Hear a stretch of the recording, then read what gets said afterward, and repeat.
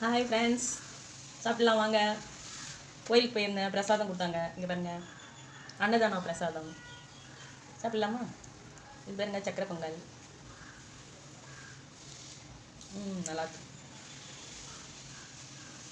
இது வந்து புளியோதரை.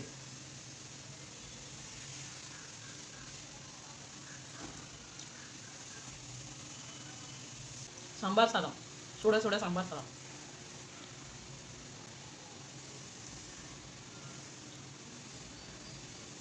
தக்காளி சாதம்.